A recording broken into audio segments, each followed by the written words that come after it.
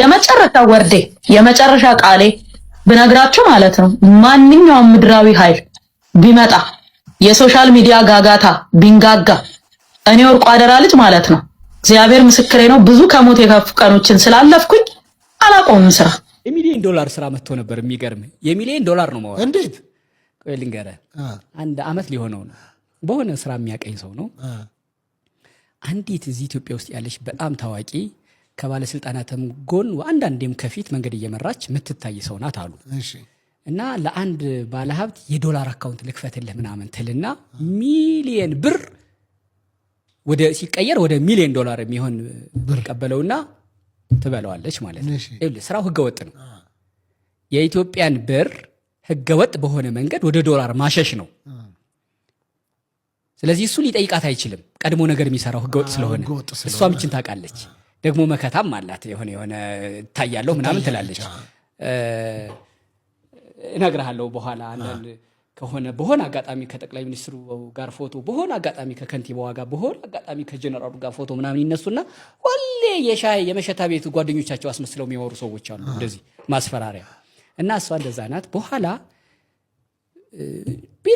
ቢለምን አትሰጠውም አካውንት ከፍቼልሃለሁ የሆነ ምናምን ሀገር ኳላላምፑር ነው ምናምን ነው ያለችው የለም አካውንቱ በኋላ መጣኔ ጋር መጣና እንደዚህ ተብዬ ያለኝ ከዛስ ምንድነው የምትፈልገው አሁን አይ እኔ ማስረጃውን ሰጥቼ ወደ እሷ ብር ትራንስፈር ያደረገበትን ማስረጃው ምናምን ሰጥቼ ከዛ እሷ ሚዲያ ስለምትፈራ ጨዋታው ሚዲያ ስለምትፈራ ደሞ ግረኛው ምናምን አለኝ ከዛ ትደውልላታለህ ምን ብዬ እንደዚህ ብሩን በልተሽዋል ትመልሽለታለሽ አትመልሽለትም ወይ ብለህ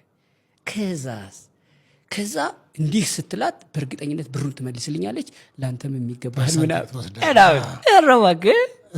እረባክ እንዲህ አይነት ገንዘብ ይዘው የመጡ ማስታወቂያ ስራልን የሚሉ ሰዎችን አልመልስም ምክንያቱም ብር ነው እኔ እኮ ወር ሁሉ እኮ ላልሰራ እችላለሁ ጉዳይ ጠፍቶ ነው እንዴ ደግሞ ካመንኩበት ደቡብ አፍሪካ እስራኤል ሊሄድ ይችላልው ሰው እንደው ግን በዚህ ምክንያት ዛቻ የማስፈራራት ይሄንን ፕሮግራም ወይም ደግሞ እኔ ምን ገጥሞኛል የሆነ ሰው ይመጣና አንተ ጋር ይቀርጻል ከዛ እግረኛው ጋር ሄጄልሃለሁ ዲቫይን ሾው ጋር ሄጄልሃለሁ ጉድ አለቀል መደራደሪያ የሚያደርጉ ማስፈራሪያ ሁለት ነው ጉዳዩ መደራደሪያና ማስፈራሪያ ይለያያል እኮ አንዱ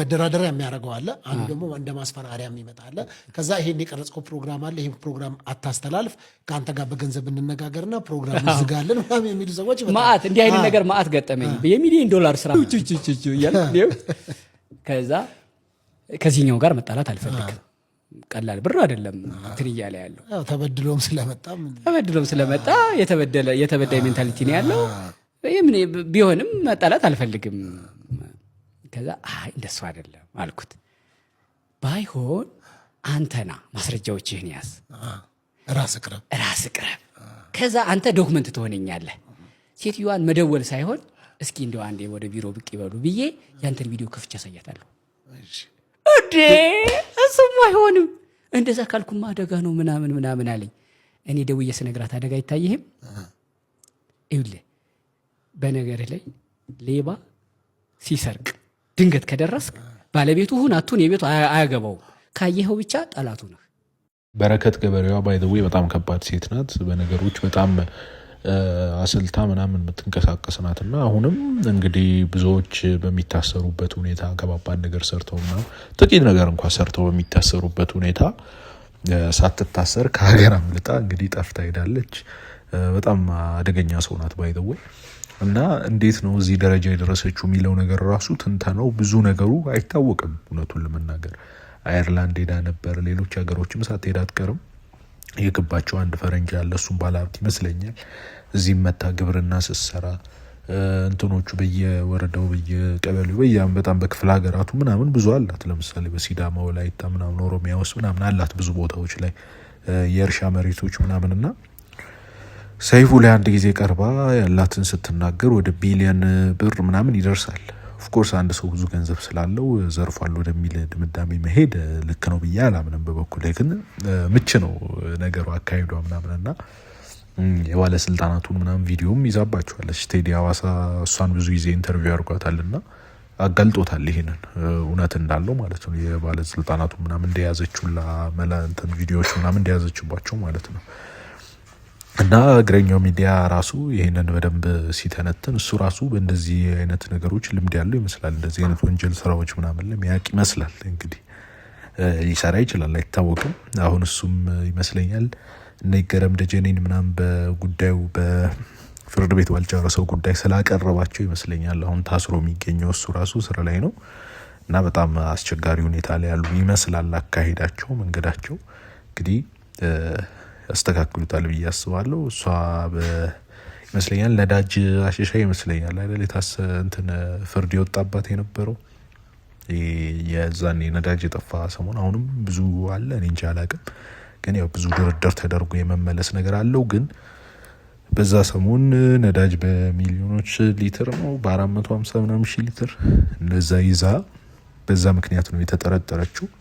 ስለዚህ ያልትያስ ስትል ያው ላጥ ብላ ከሀገር አመለጠች እና ስልቱን ምናምን ምታቅናት ዝም ብሎ በቀላል እንዲሁ የምትንቀሳቀስ አይደለችም። እና አካሄዷም እንደዛ ነው። ብትያዝ ኖሮ ራሱ ያው ቪዲዮዎች ምናምን ስላሏት እጇ ላይ ብዙ መረጃዎች ምናምን ፋይሎች ስላሉ በነዛ ላጥ ብላ ልትወጣ የምትችልበት አቅም ሰፊ ነበር እና እንደ ቀላል የሚታይ ነገር አይደለም አካሄዷ። ስለዚህ ከባድ ሰው ናት ባይ ዘ ዌይ ማለት ነው። እሱን ለማለት ነው። በነገራችን ላይ አየርላንድ የራሷ አቋም ያላት ሀገር ነች። ካልመሰላት ከማንም ሀገር ጋር አትቆምም፣ ብቻዋን ትቆማለች። ለምሳሌ እና አልቃይዳ አልሸባብ ምናምን የሚባሉት አማጺያን ነው ቴሮሪስት የሚባሉት ራሱ አየርላንድ ላይ እንትን ቴሮሪስት አይደሉም። ለምን እንደሆነ አላውቅም። የትኛውንም ሊቢያ እንደዛ ችግር ሲደርስበት የሊቢያ ህዝብ በብቸኝነት የተቀበለችው አየርላንድ ነች። ሶሪያ ሲፈራርስ የሶሪያ ሙስሊሞችን የተቀበለች አየርላንድ ነች። መስጊድ ሰርታ ነው የተቀበለቻቸውና ስቲል የሚገርምክ በስነ ስርዓት ሙስሊሞችን ተቀብላ በስነ ስርዓት መስጊድ ሰርታ መጠለያ ሰርታ የተቀበለች ሀገር አየርላንድ ነችና እነሱን እንኳን ቴሮሪስት እያለ አሜሪካ ምን ሲያሳድላቸው ብዙ እነሱን እንኳን ያንንም ማታረጋ ሀገር ናት። እንኳን እኔ አይሽ ፋሚሊ ሆኜ ማለት ነውና የመጣው ትልቅ ሀገር ነው። ተጽዕኖ የምትፈጥር ሀገር ነች። በጸጥታው ምክር ቤት በየትም በኩል በየትኛውም ቦታ በጣም ትልቅ ተጽዕኖ ያላት ሀገር ነች አየርላንድና በእርሻም ደግሞ ትልቅ ደረጃ የደረሰች በአፍሪካ ውስጥ በጣም ተጽዕኖ ፈጣሪ እርሻ ያለበት ሀገር ነው። በተለይ እንስሳት ላይ በደንብ ነው የሚሰሩትና እዚህም ተዟዙሬ ብዙ ነገሮችን ለማየት ሞክራለሁ። ያሉኝን አስቀጥላለሁ። ስራ አላቆምም። ኢትዮጵያ ውስጥ ያለውም ይቀጥላል፣ አይቆምም ስራ። ውጤቱ ምንም ይሁን ምን አብረን ነው የምናየው ምን እንደሚፈጠር ማለት ነው። የተሻለ ነገር ይሆናል ብዬ አስባለሁ። እግዚአብሔር ይመስገን እስካሁን ድረስ ምንም አልሆንኩም። ግን ማለት ነው የመጨረሻ ወርዴ የመጨረሻ ቃሌ ብነግራችሁ ማለት ነው ማንኛውም ምድራዊ ኃይል ቢመጣ የሶሻል ሚዲያ ጋጋታ ቢንጋጋ እኔ ወርቁ አደራ ልጅ ማለት ነው እግዚአብሔር ምስክሬ ነው ብዙ ከሞት የከፉ ቀኖችን ስላለፍኩኝ አላቆምም ስራ